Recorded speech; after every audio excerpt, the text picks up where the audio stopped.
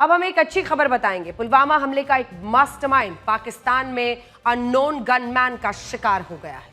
Unknown gunman, जी हाँ, आपका दिमाग जिधर जा रहा है सही दिशा में जा रहा है। भारत के दुश्मनों का पाकिस्तान में धीरे धीरे एक एक कर चुन चुन कर सफाया हो रहा है और इसमें अब नया नाम पुलवामा हमले के मास्टरमाइंड में से एक हमजा बुरहान उर्फ डॉक्टर का जुड़ गया है। हमजा बुरहान को पीओके के मुजफ्फराबाद में अज्ञात हमलावरों ने एक स्कूल के सामने गोलियों से भून दिया। ये लाइन आपने बीते दिनों कई बार सुनी होगी कि अज्ञात हमलावरों ने पाकिस्तान या पीओके में भारत के दुश्मनों को गोलियों से भून दिया। बाकी हम आप पर छोड़ते हैं। हमजा बुरहान साल 2019 में हुए पुलवामा अटैक की प्लानिंग में शामिल था। अब जाहिर है पाकिस्तान या पीओके की पुलिस या सेना तो उसे मारेगी नहीं। देखिए, पुलवामा हमले में हमारे देश के 40 जवान शहीद हो गए थे और इसका बदला हमेशा भारत में एक तीस की तरह था। भारत ने पाकिस्तान के बालाकोट में स्ट्राइक्स किया।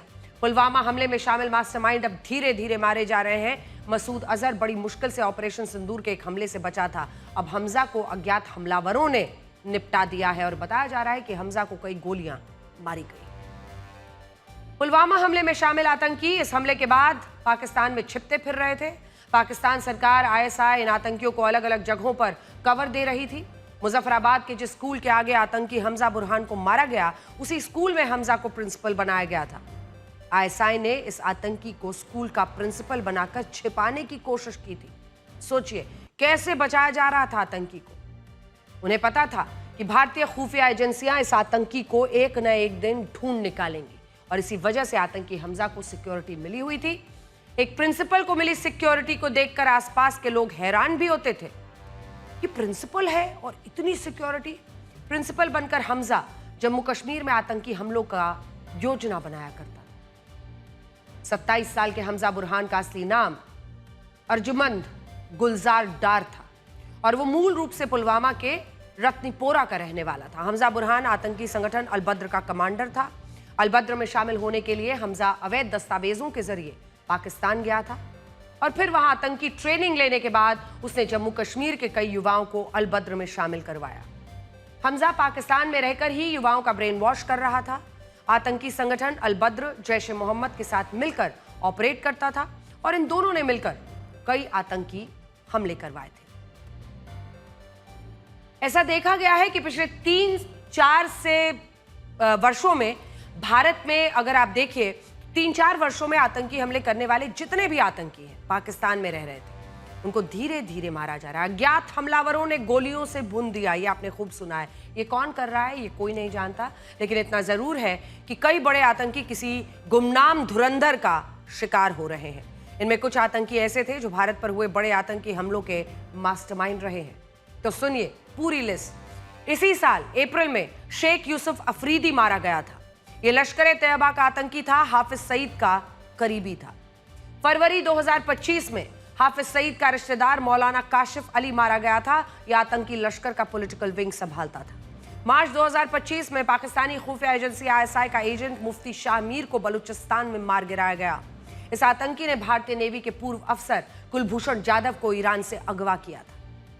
मार्च 2024 पाकिस्तानी सेना के एक अधिकारी मेजर दानियाल को मार दिया गया था। यह आतंकी साल 2016 में बारामूला में हुए सेना के काफिले पर हुए हमले का मास्टरमाइंड था। सितंबर 2023 में आतंकी अबू कासिम कश्मीरी को मार दिया गया था। अक्टूबर 2023 में जैश ए मोहम्मद का टॉप कमांडर शाहिद लतीफ मारा गया था। यह आतंकी पठानकोट एयरबेस पर हुए हमले का मास्टरमाइंड था। मार्च 2023 में जैश के आतंकी जहूर इब्राहिम मिस्त्री को गुमनाम हमलावर ने मार दिया था। यह आतंकी कांदाहार हाईजैक में शामिल था। ये 7 ऐसे आतंकी थे जिन्होंने भारत के खिलाफ बड़ी साजिशें रची। कई वर्षों तक पाकिस्तान में छिपे रहे, आतंकी हमले करवाते रहे, लेकिन साल 2022 के बाद से पाकिस्तान में छिपे करीब 26 से ज्यादा छोटे बड़े आतंकी गुमनाम हमलावर का शिकार हो चुके हैं। सारे आतंकियों के मारे जाने का पैटर्न लगभग एक ही है। गुमनाम हमलावर अचानक आते हैं, फिर आतंकियों को गोलियों से छलनी कर देते हैं और ये सुनिश्चित करके जाते हैं कि आतंकी किसी भी हालत में बचे नहीं। यही वजह है कि अब पाकिस्तानी आतंकी बिलों में छिपे हैं। या फिर हमजा बुरहान की तरफ पहचान बदल कर जी रहे हैं। दरअसल पाकिस्तानी सेना आईएसआई को भी पता है कि उनके पालतू आतंकियों को पाकिस्तान में भी कोई धुरंधर ठिकाने लगा रहा है और इसीलिए वो भी अपने आतंकियों की जी जान से बचा रहे हैं। लेकिन मुकाबला ऐसा है जिसमें वो एक एक कर मारे जा रहे हैं। सोचिए, भारत में ही रहने वाला अर्जुमंद गुलजार डार पाकिस्तान जाकर आतंकी हमलावर बुरहान बन गया और उसने भारत को ही जख्म दिए। ऐसे ही लोगों को देश का गद्दार कहा जाता है। हालांकि कुछ लोग ऐसे भी हैं जिन्होंने अभी तक बंदूक तो नहीं उठाई, लेकिन देश में रहकर देश के लोगों को मारने वाले आतंकियों की मदद करने से पीछे नहीं हटते। ये खबर आपका दिल तोड़ देगी। कोई भी भारतीय पिछले साल हुए पहलगाम अटैक को नहीं भूल सकता। पाकिस्तानी आतंकियों ने बैसरन घाटी में हिंदुओं से उनका धर्म पूछकर पत्नियों के सामने उनके पतियों को गोली से उड़ा दिया था। क्या आप जानते हैं कि इस हमले को नाकाम किया जा सकता था? ऐसी रिपोर्ट आ रही है। 2 कश्मीरी युवक जो सैलानियों के पैसों से अपना और अपने परिवार का पेट पालते थे, उन्होंने आतंकियों को देखा। उनकी आरोप है कि उन्होंने उनकी मदद की, उन्हें खाना खिलाया, रहने की जगह दी और हमले से पहले उनकी लोकेशन देखी। लेकिन इसके बाद भी इन दोनों ने सुरक्षा बलों को कुछ नहीं बताया। आतंकियों को मासूमों का खून बहाने दिया। पहलगाम हमले की जांच कर रही एनआईए ने ही अपनी चार्जशीट में यह बड़ा खुलासा किया है। एनआईए की चार्जशीट कहती है कि उनको लोकल सपोर्ट मिला, उनको खाने रहने की जगह दी गई और पुलिस को जानकारी नहीं दी गई। इसे बताया गया है कि परवेज और बशीर नाम के 2 कश्मीरी युवकों ने हमले से पहले ही आतंकियों को देख लिया था, उनकी मदद की थी। हमले में शामिल आतंकी फैजल जट, हबीब ताहिर, हमजा अफगानी बैसरन घाटी में काम करने वाले परवेज की झोपड़ी में रुके थे और सभी आतंकियों को बशीर अहमद ही अपने साथ लेकर गया था।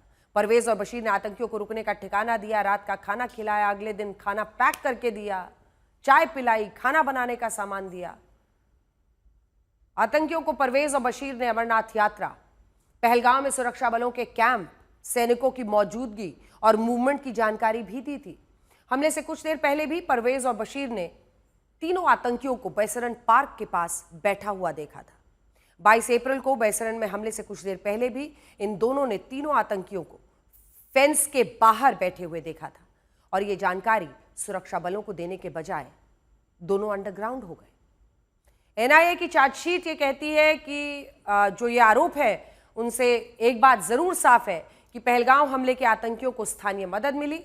मदद भी उन्हें ऐसे लोगों से मिली जो वर्षों से सैलानियों को घुमाने का काम करते थे, उन्हीं से अपनी रोजी रोटी चलाते थे।